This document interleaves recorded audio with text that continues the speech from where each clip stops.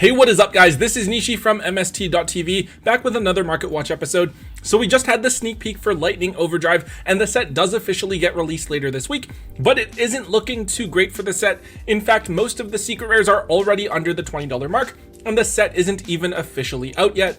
However, this hasn't changed the fact that there are some actually decent cards in the set, and we're seeing a few interesting buyouts of older cards here and there on the secondary market. This is to be expected, of course, as we typically see buyouts of some old cards whenever a new set comes out, so it's important to keep these buyouts in mind because they might point to what decks people are going to be looking to play in the future and what other cards might be targeted for buyouts as a result. Let's get started. So to kick things off, we're taking a look at one card from Lightning Overdrive that actually did spike in price early on, and that is Diviner of the Herald. We talked about this card last week and how we all kind of expected it to be sitting at the top of the set, though I definitely didn't think that it would be at the $95 mark that we're currently seeing on TCG Player. Now don't get me wrong, it's a great card that is a really big boost for the Drytron strategy, but it isn't generic the same way that cards like Lightning Storm, Triple Tactics Talent, or Pot of Prosperity are. It's somewhat limited in terms of its applications, so even though it is a big boost for Drytrons, it's hard to see what other meta relevant decks would actually be able to use it. Now initially this card was between $80 to $85 a piece, but we've now actually seen it go up in price over the last week or so, and it's now sitting between $90 to $95 on TCG Player at the moment. Now, I'm not an expert on Drytrons or anything like that. They've never really been a deck that I've been too interested in learning about.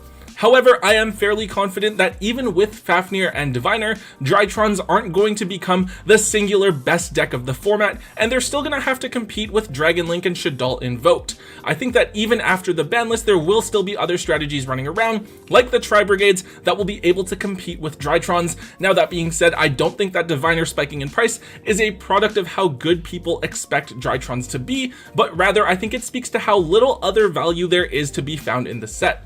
Remember, the next most expensive secret rare in the set is Fafnir, a one-of that's only around $40 right now, so overall if you're expecting a ton of value from Lightning Overdrive, you're going to be about as disappointed as Lakers fans after last night's game against the Phoenix Suns.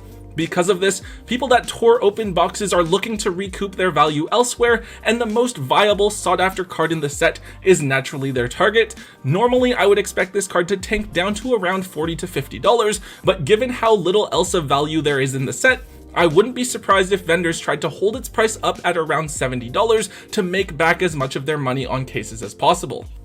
Speaking of Drytrons, the next card that we're going to take a look at here is Ava, a card that we've talked about a couple of different times on Market Watch before. This is obviously an important card in Drytron with the release of Diviner, as you can special summon it off of Diviner when Diviner is tributed, or you can search it off of Benton and use it to search for Herald of the Orange Light from out of your deck.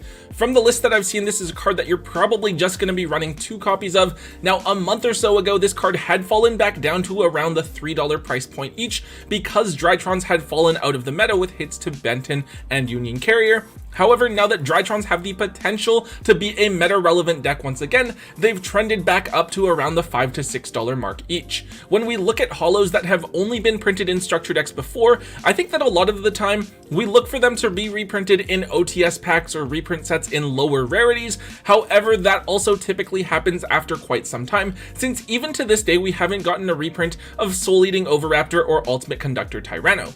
That being said, it's kind of a 50-50 as to whether or not Ava will get that reprint anytime soon, so whether or not you want to go and pick it up now depends on just how badly you want to play the deck.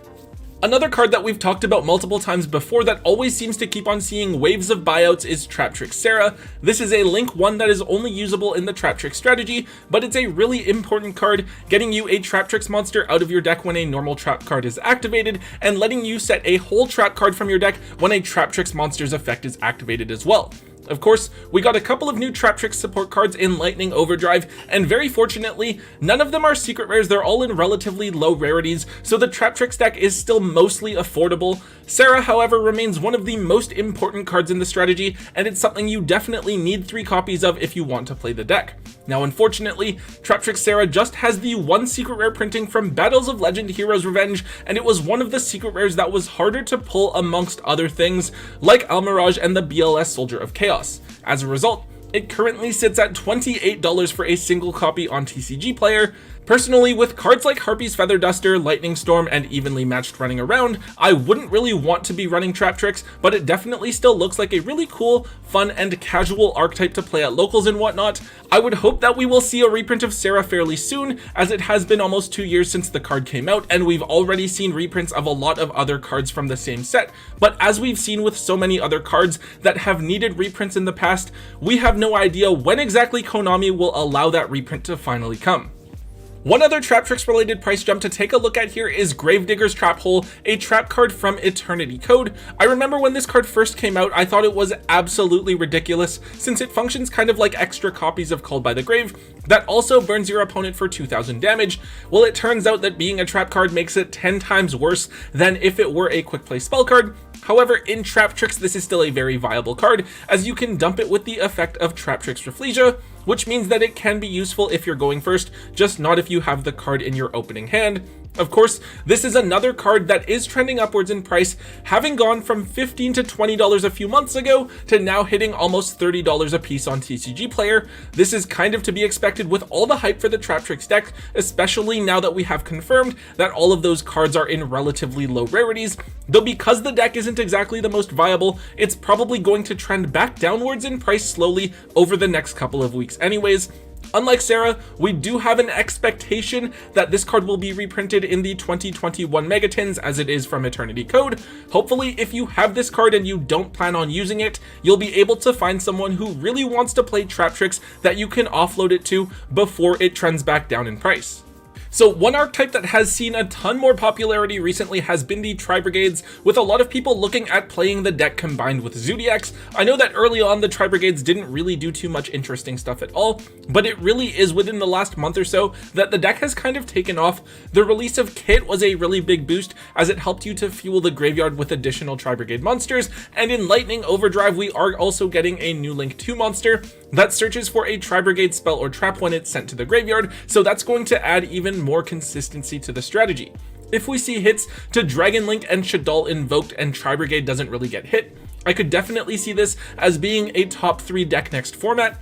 Anyways, Fractal is an extremely important card in Tri-Brigades, as one of the things you always want to open your hand with. You can use it to dump Kit, then dump Nerval and get a new Tri-Brigade into your hand, and all of a sudden you have 3 materials loaded into your graveyard for free.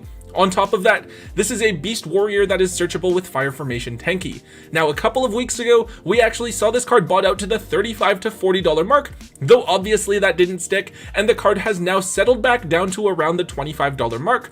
Phantom Rage is to be included in the Megatins, which we should expect to see bring this card's price way down, but keep in mind that if we see other decks hit and Tri-Brigade sees a spike in usage, we will see a spike in the price of Fractal as well, despite the knowledge that it will be reprinted soon. Remember that with Borreload Savage Dragon, that card actually saw multiple buyouts in the months leading up to its Megatin reprint as well. I think that if you want to hold on to a set of this card for yourself to use, that's perfectly reasonable, and if you want, you can try to time the market to offload these if they do spike after the next ban list drops, but that is a big question mark, and I wouldn't want to be caught holding on to too many extra copies of this card just in case. Next up, we have another Tri-Brigade monster from Phantom Rage. We have Shereg the Ominous Omen. This is a Link 4 monster that you can summon with 2 or more Beast Family monsters, and this card has 2 pretty useful effects. First, when it's summoned or another Beast Family monster is summoned to your field, you get to non-targeting banish a card on the field, which is really amazing. If you use something like Revolt, this card can be Interruption during your opponent's turn, or you could even use it to get rid of a copy of Red Eyes Dark Dragoon. Its other effect is that when it's sent to the graveyard, it lets you search for a Beast Family monster from your deck to your hand, whose level is less than or equal to the number of your banished Beast Family monsters. This is really cool because it provides you with that additional body to replace itself after it's destroyed, since it is a pretty big 3k beat stick itself. Or if you need to, you can dump it with your opponent's Maximus effect to search for a starter card. Anyways, early on, it really looked like Tri-Brigades weren't going to be doing very much, and this card was sitting down at around the $10 mark for quite a while. However, with the sudden surge in popularity that we've seen over the last month or so with the Tri-Brigade archetype, Shereg has shot up in price out of nowhere, and it is now up at the $25 mark.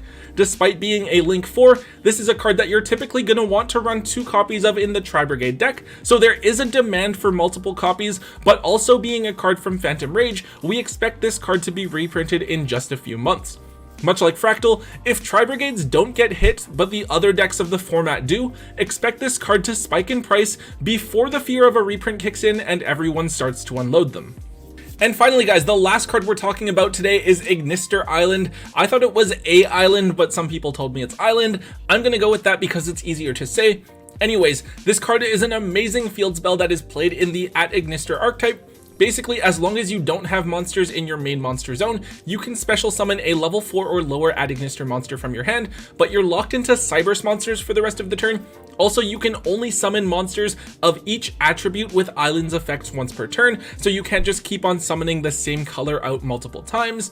Anyways, the deck did get a few new cards in Lightning Overdrive, most notably an equivalent of Where Art Thou and a Striker Dragon, which helped to add a ton of consistency to an already consistent archetype. There are a lot of people that are really big on the @Ignister archetype, and when the deck does pop off, it can be really scary, though I don't know if it's quite able to compete with top tier decks of the format like Dragon Link and Shaddoll Invoked. However, I do think that given the right hits on the upcoming ban list, the @Ignister strategy could be a really solid tier 1.5 deck. Anyways, we did see a buyout of this card a while ago when the new support was first announced, as the card went all the way from $5 to $15 and then fell back down to $15. Now, however, the card is actually back up to the $30 mark as a key secret rare for the deck. I think that this card you'll probably just want to run 2 copies of. It's too important just to run 1 in case it gets hit by Cosmic Cyclone or something like that, but it's also so easily searchable with their new Link 1 that you don't really want to max out on it. The price of this card definitely depends on what happens with the upcoming ban list and just how viable the deck is going to be in the next format. However, do keep in mind that with these secret rare @Ignister cards, they came out way back in Ignition Assault, so chances are that they will be reprinted in the 2021 Megatins and made much more accessible in a lower rarity fairly soon. Alright guys, that is it for today's Market Watch episode. I apologize, I didn't get around to an actual Market Watch last week. I've been getting pretty busy with work, and it was also my girlfriend's birthday. I had a pretty hectic time, but we will be back to our regularly scheduled Market Watch content and some other pretty cool videos fairly soon. Also guys, please do make sure that you check out our brand new website at MSTmerch.com if you do want to support us and get some cool stuff in the process. Tom and I would definitely really appreciate it, and it will allow us to hopefully bring you even more cool stuff in the future. Anyways guys, if you did enjoy today's video, make sure you hit that thumbs up button for me and let me know. Also make sure you leave a comment in the comment section down below. Let me know what you guys think about the cards that we talked about today, what other cards are trending as a result of the release of Lightning Overdrive, or what other cards are trending on the market in general, so I can hopefully cover it in a future episode as well.